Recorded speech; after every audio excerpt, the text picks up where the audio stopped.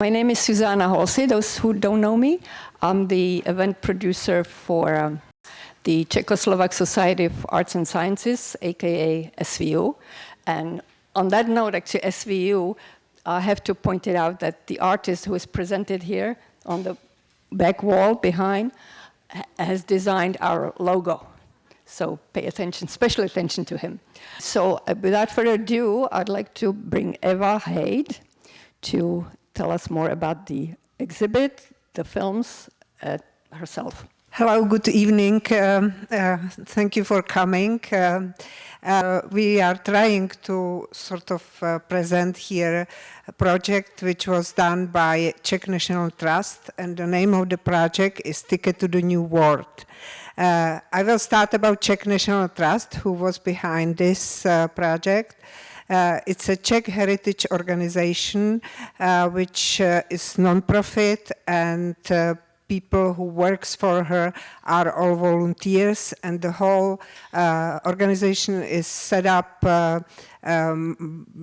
according to the rules which have English National Trust, which is in existence already 100 years. So we are still five years old. So you can join us or you can support us, which would be great. Ticket to the New World is one of the projects which is trying to save sort of intangible heritage, because we really do care about some buildings and monuments, historical monuments, but also about intangible heritage. This one is about 16 people who had to emigrate from Czechoslovakia in the beginning of World War II, and they went to the United States because that was only democratic country where they could, except of England, where they could continue with their work. And they were mostly artists who were already famous at home, and they had to start here all over again. They somehow, all of them somehow influenced the American culture here. So that's the whole concept. You can read about the ticket on that poster, and you can read about individual artists going through the QR code which is on the poster. Also, we have here a book which is around about the whole project and about the individual artists, and this will be available after we finish with the screening. One of these artists was Paul Fierlinger. Paul Fierlinger is only living artist from the whole group, because you can imagine that these people, when they came 1938, are already almost all of them, I mean all of them except Paul, already perished. So Paul is exception because he was brought here as a child. He had really extraordinary faith, extraordinary life, which I will not go into it deeply, because you will see it in the movie, which we will see in a little while. When he came, he practically emigrated twice, because he was brought as a child during the war, and then he emigrated again because after the war they brought him back to Czechoslovakia, and then he emigrated again in 1967. He already started with animated film in Czechoslovakia, and over here he presented himself with the film which is called Prague 68, Summer of Tanks. And it's sort of like a forgotten movie, but it's very interesting. He started to work for, he started to do small animated clips and small commercial clips. But very early he became a really major person of the animated film, because in 1980 he was nominated for Academy Award with the film. It's good to have a wolf around the house. So with this film, he also won Grand Prix at Ottawa International Festival of Animated Film. And it wasn't only award which he got, he was really a receiver of many animated, many awards, prestigious awards on different festivals. During his lifetime, I mean, he's still alive, he is 86, so he may do some more films. So during, up till now, he did 700 projects, some of them, or many of them, with his wife, Sandra. And we will actually introduce him by a short movie in his studio in Philadelphia with his wife, like he's working on their film.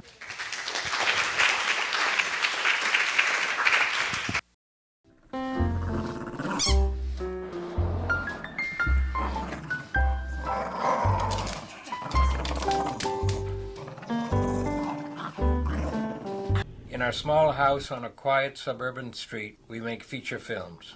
Are you sure it'll be all right? Perfectly all right. I face a blank page every morning, and it is my job to fill it up. I work just for the process, and I try not to worry about whether someone else would approve or not. Often I think about the audience, but I'm not seeking affirmation. The brush you would use can't be flat colors anymore. It has to show streaks somehow. All right. And I know how much you hate that. Sandra's approval is a different kind of approval. We're creating the film together. And you can attach paper to a brush and it'll remember it. If you save the brush, it'll save it with the paper. Oh, that's interesting. Okay. So, that's about it. Get busy.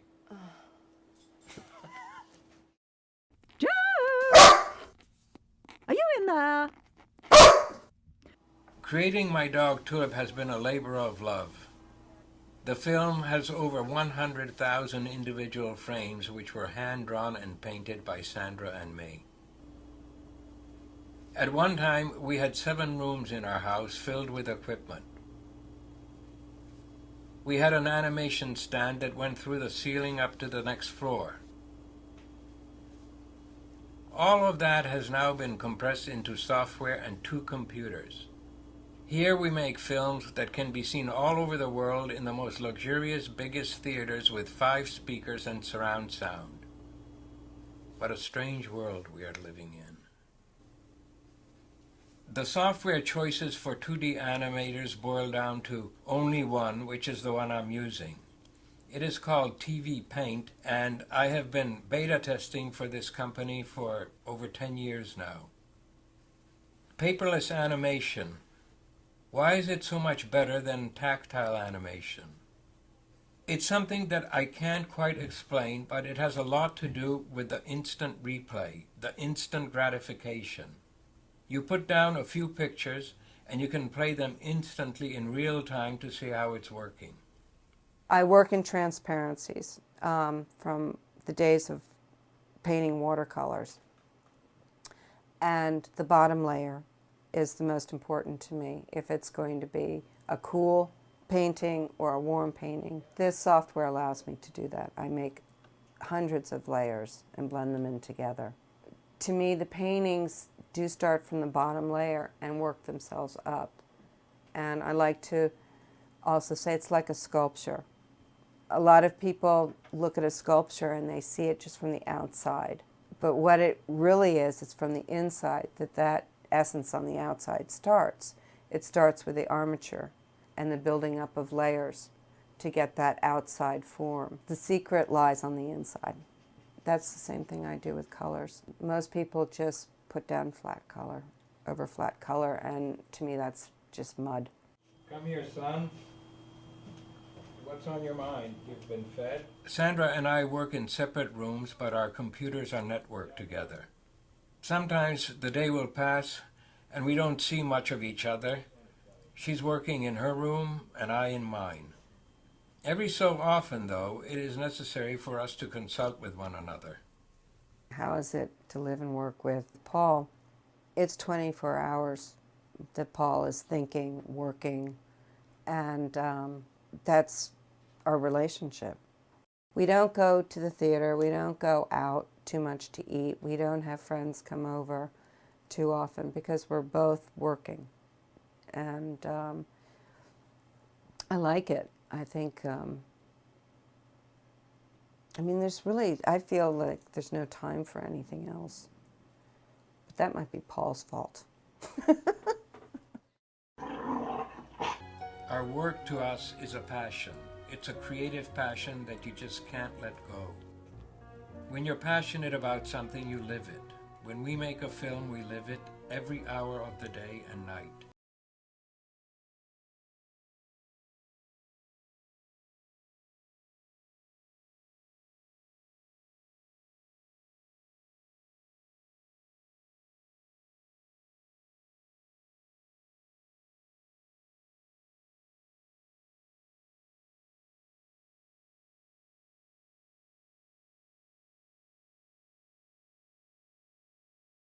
So now we will see very short, like 10 minutes, excerpt from his new work, which is called More Vivid Than This Morning News. It's about Saul's cartoonist Saul Steinberg, and then we will see the main movie. Back in the summer of 1989, I had begun my steady process of recovery from 35 years of alcoholism. My previous wife and 2 college-age sons had just moved out of my house, which held the promise of improving my chances to achieve sustained sobriety.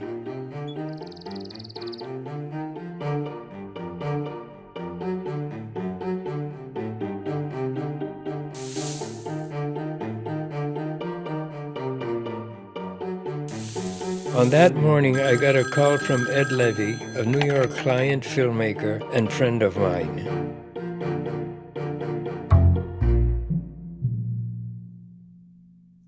He had insisted I drive up to the city that afternoon to join a party in his apartment, which he promised would be well worth my trip.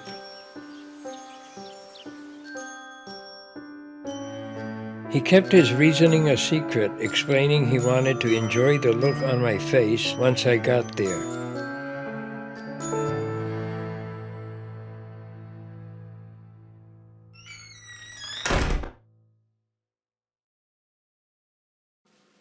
Very reluctantly, I got into my car.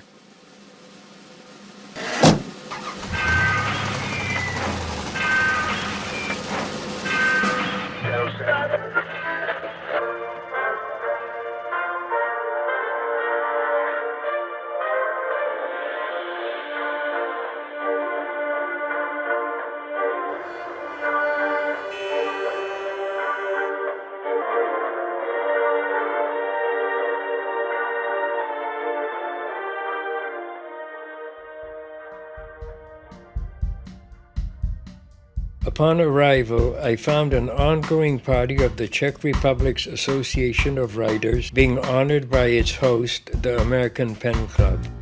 When combined, the two made for a formidable inkwell of what seemed to be 100-plus dipping fountain pens.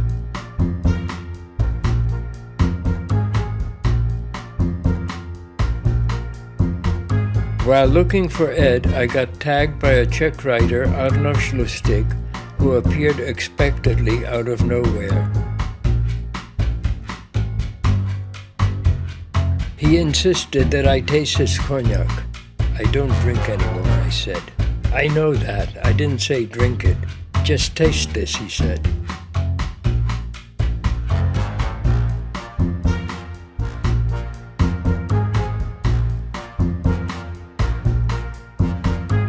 As for the watched American literati, I had never met any before, but had read and cared for several.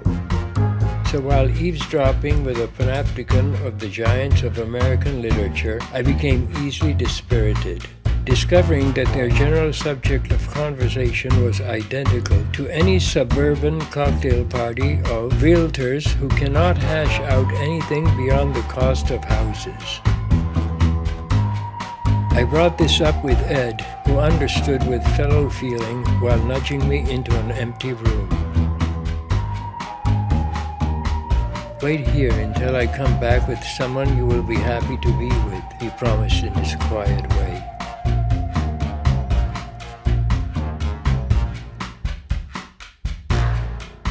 Of the paintings covering the ceiling-to-floor walls, I knew nothing, but could assume enough knowing my friend's wife to be City Hall's singular purchaser of New York's currently most recognized artists.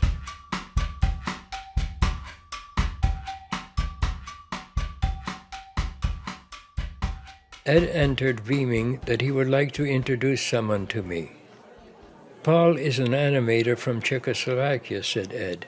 And Paul, this is... Here the man interrupted Ed, saying, well, if Paul is an artist, I don't have to be introduced. I actually thought that Saul Steinberg had already died, and if I had still been drinking, I would have said, since I know Steinberg is dead, you can't be Saul Steinberg anymore. But now being sober, I could manage to hold my tongue, yet still had to ask, are you Saul Steinberg? Of course, he said, sounding a bit peeved that I had to ask. He then lost interest and gave himself a tour of the wall hangings. He would first read the painting signature before he could step back and mutter approvingly or disapprovingly. It was hard for me to tell which. Ah, Joe Blow, or whoever's signature he had just read. Ah, a Robert Smith, Mamma Mia, and so on.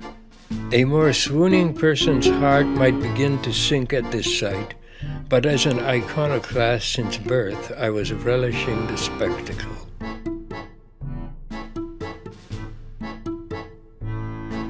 Saul Steinberg was at the time the most famous magazine cartoonist in the world, or as a student of mine once said, he is hard to not imitate after seeing his work just once.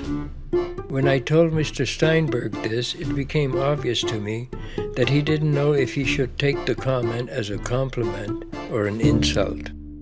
I left it at that. You know, Mr. Steinberg, we've both had similar backgrounds because we both hail from what would become communist countries after the war, which we survived by coming to America. But I was born in Japan, I added. He brightened a bit at that and said he had a friend many years ago who was a Czech architect living in Japan, where he was a student of Frank Lloyd Wright. Yes, I said, and his name was Novak, and I was born at the time in his Frank Lloyd Wright house, which was in Ashiya-Fuke.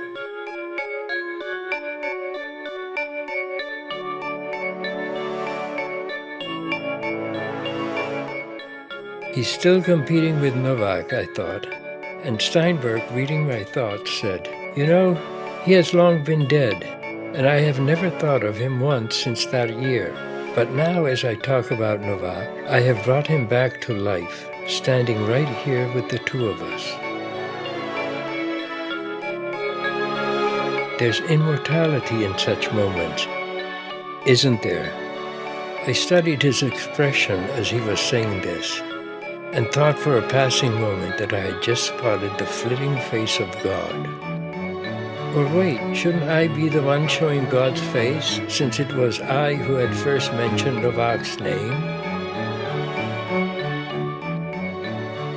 In any case, I was thinking, this great artist, pleased with himself, must be pleased with me as well, for being so attentive to anything he would say.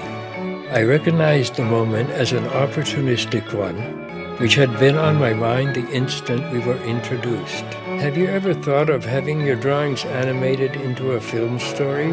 It doesn't work. It was done once and the film could never work because I tend to discover new ideas only as a consequence of the line I am playing with in the precise moment I draw.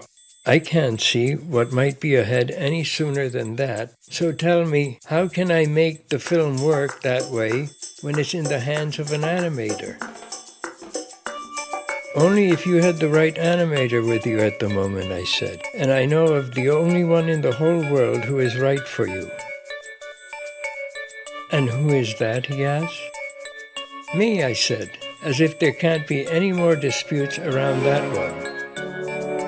At that moment, Ed returned to see how we were getting along, and Steinberg answered before being asked. Paul here told me that there is only one animator who can work with me. Oh, and who is that? Ed asked, turning to me. So he fell for my stratagem as well? Me, I repeated. Now Ed caught on. Very excited, he turned to Steinberg. Of course there is none better for you than Paul, and I think he really meant it, as did Steinberg, pronouncing, well then, that changes everything. This became my turn to fall for the charade, and fall a hard landing I did. Really? You really do mean it, don't you? Here Steinberg pushed his higher-ranking mask back onto his face, saying, Of course not really. I already told you it doesn't work. I think he was a pernicious cat. 9 years later, he died. Now I have brought him back to life, and he must be drawn out of his heavenly drawer again and again, wherever this film might be playing. B.J. Miller once wrote, Just remember those who died before you. There in you they live. Maybe this force wanes over time, but it is never nothing. Okay, that was just a taste of his more recent work, and now we're gonna go to the film which he did really long time ago, and you have to sort of absorb it as it is as an archive film. It's not technically so perfect as this one, and it's a transfer from a 16mm camera, which is not really great, and unfortunately nothing else was really safe. But still, the story is so moving that you will definitely enjoy it. Thank you.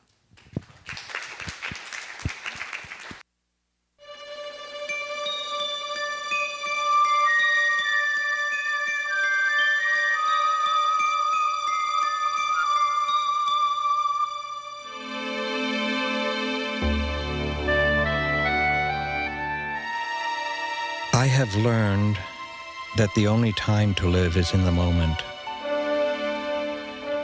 that yesterday cannot be changed, and tomorrow is yet unborn.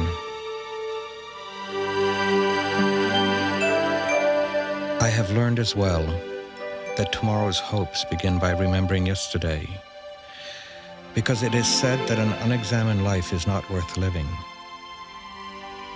Therefore, I draw from memory, not knowing the outcome of this all. I was born before World War II in Ashia, Japan in the spring of 1936. My father, Jan Fierlinger, was Czechoslovakia's commercial attaché to Japan. All he ever told me about himself was that he and my mother Marta were expert golfers and that he could speak 8 languages. I have very clear memories of a volcano erupting outside of my bedroom window, an event which I was later told never really happened. I have vague memories of our dog, a tricycle, a gate leading from the house, but I have no real memories of either parent in Japan. I do remember Masai-san, my Japanese nanny. As the world was bracing for war, my parents were given orders to return home to Czechoslovakia. This meant weeks on the Trans-Siberian Railroad across all of Soviet Asia. One morning in the middle of Siberia, eager to practice his Russian, my father learned that the Nazis had taken Czechoslovakia days before. Továriš, dávaj požádost. Dávaj magazín. Skolko kopejkov, varoší soldát. The war was on. We had no place to go. What will happen to us? Co jenom bude s Benešem? What will happen to Beneš? Pavle, přestaň. I've had enough. Look what you have done again. Zdeněk nám řekne, co máme. Zdeněk will tell us what to do. Zdeněk Fierlinger was my uncle and 10 years older than my father, a seasoned politician. He was living in Moscow at the time as the ambassador from Czechoslovakia. Although I don't remember the event, I apparently first met him in his Moscow office. Your boy, he doesn't speak Czech? It's nothing. Just a stage.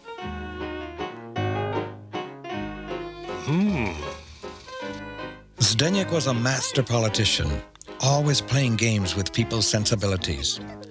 Although my father often fell victim to these manipulations, he regarded Zdeněk with a sense of awe. But even Zdeněk wasn't sure which side Czechoslovakia would take after the war. So he arranged for my father to have a position in America. And that way, as Czechoslovakia's political future was being decided, both brothers could have a foot on both sides. Jan was assigned to Czechoslovakia's embassy in exile in New York City, and so I became a war refugee in America. We really enjoyed this movie, and so I wanted to say thank you.